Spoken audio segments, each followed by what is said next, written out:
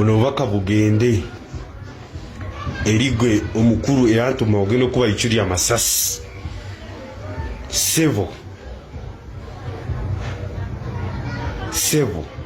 kwise emirundi meka njagala sente zange. I need my money, or else I'm gonna unmask myself so that people can identify me and you see what's next. Bwekibanga kyekituufu ku kyowulidde kaakati nnyo mu katambi kano ne kenjagala nkuwe mu bujjuvu bwakwo, then kitegeeza mu Uganda teri ali safe. Kyekisooka kyakubiri, then we shall need an extra explanation from omwogezi w'ekitongole kya police Mwami Fred Enanga. Kigambibwa omuntu ali mu katambi kano ye mutemu ye kennyini nga yeekakasiza nti Eyatta omugenzi Isma or access jjajja ichuli abaye omusajja bw'abaya kituufu nga abanja bamusasule. Bw'akibanga si kituufu police eyangu wetu report bampita Viki omukutu nsinzidde ku Viki exclusive yonna gy'osinzidde mu bitundu by'eggwanga Uganda n'ebweru waayo. Bweri nkola yange video nkusaba mbukakamu soko jimpereka like gwe buli okwata mu kigalo kiyambako video okubeera ng'edduka zambwa ate netuuka ku buli muntu sekinomu eyeetaaga okubanga afuna information so nga ate gwe atanatweyungako mbutongole nawe nkusabye mbuwombeefu still subscribinga mukwano bw'oba omaze okusubscribinga ku mukutu yes kwata mukadde kajje mu kigambo personalize okateeke mu kigambo all owegambira nti turn on that notification bell ate buli kimojja kifuna bulungi nnyo nnyini ddala. Ankoze nejo ku kamera so nga ate ajja tikalodde omulombi w'edduwa ku lw'abalina ebizibu eby'enjawulo gwe ntambula naye okusobola okulaba ng'ebizibu obivuunuka. Yes, kale video omaze okuba ng'ogiwa ka like ndi speed muko lwansonga kigambibwa nti eyatta omuntu akyaleebeeta n'emmundu eyatta. Kaakati video eno Omutemu ono agambibwa okuba mbu yeye mu ddoboozi era nga bwe njagala mmukuwe mu katambi nga yekkaatiriza nti Eyatta agamba nti alina omuntu omu gwe yakolera era omuntu gwe yakolera amubanja ssente ze empitirivu ayagala zisasulwe. Abaye bwe kibanga kituufu ssebo taata oba ssebo maama lwaki tewasasula musajja eyakola akalimu? Ffe tuli mu kutya nze ntiddemu obanga omuntu alina emmundu bw'abanga abanja ng'ate alina omulimu gwe yakola gwakutta bw'obigattagatta olaba nga toto tebigikola. Then omwami ono still mu katambi oba omuvubuka ono alaga nti mweteefuteefu nnyo okuvaayo okweggyako ne masiki eyo yeerage feesi ye ensi emumanye. Kitegeeza bwe batamusasula ssente ze bwe kiba mbu nga kyekituufu saawa yonna asobola okwewaayo n'awaayo naawe eyamutuma.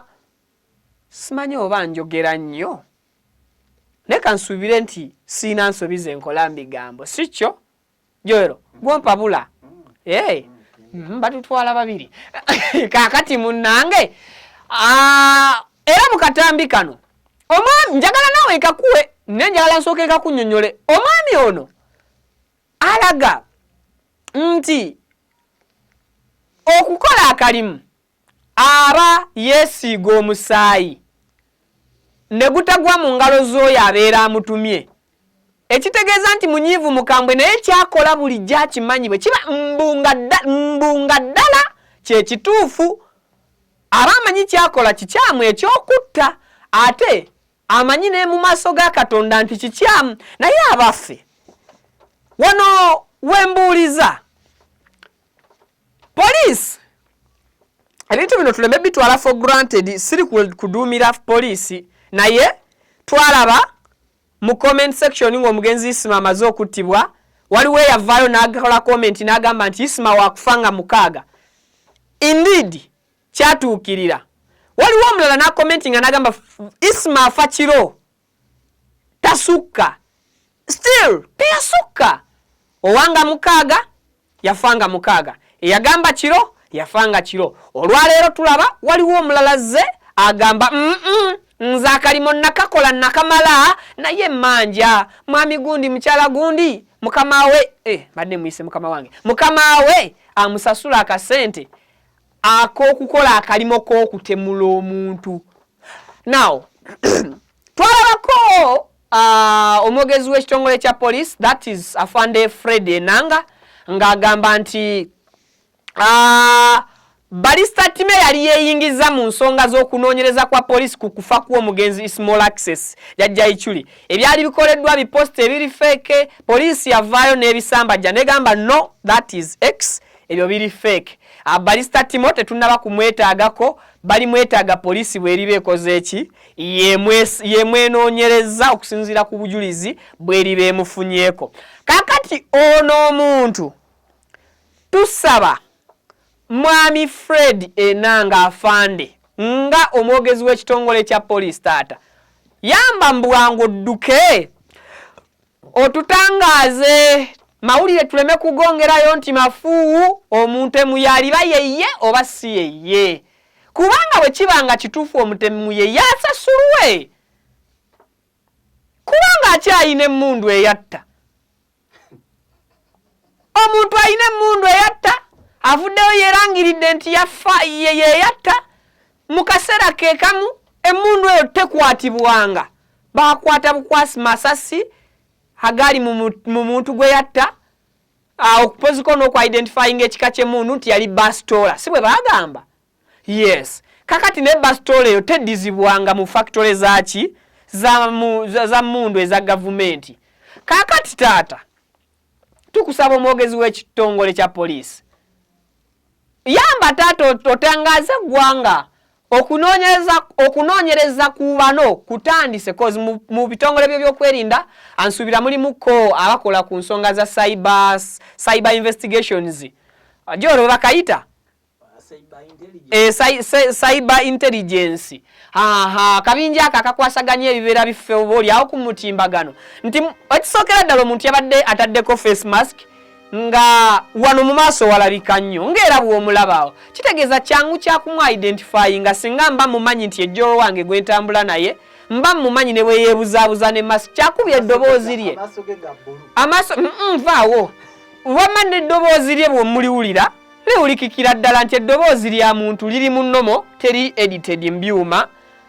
So nsuubira okubeera nga police ejja kuvaayo ettaanye ku katambi kano then ekirala essira liri ku mmundu n'okusasulwa kubanga omuntu bwe kiba nga kyekituufu omuntu eyatta n'atasasulwa ng'akyayina ekissi ekyakozesebwa mu kutta ng'akyayina n'ekyo ekissi ayinza okunyiiga. Tuve wano omusajja ayinza okunyiiga nalaba nayongerayo information panga muyitako police mutuyambe omusajja akwatibwe bwe kiba nga kyekituufu. Gwe wenna yatuma omusajja munnange abantu babeera mu society gyabeeramu bali mu bwerinde. Olaba omusajja wano omusirikale wa poliisi ye yakuba omuyindi lwa ssente za kumuwola ng'amubala mu fuulo nti ate ono gwe baatuma. Maama njogeddemu ekinyiiza abakulu bansonyiwe. So taata oba obanja oba tobanja tuyambe totuusa bulabe ku muntu mulala kitegedde nga bwe tulinda ne ripooti ya police bika exclusive mbikomezaawo. Buno bubaka bugende erigwe omukulu Eyamutuma ogenda okuba ikyuli amasasi sebo kuyisa emirundi meka njagala sente zange. I need my money or else I'm gonna unmask myself so that people can identify me and you see what's next. Njagala sente zange tukozesanga muri bariya z'amaanyi nitugende tukora ebikora ebyokuyiwa omusaayi maziwe Katonda anyigira ffe abase simwe mwe mututuma ne mudabite byamwe kulinda.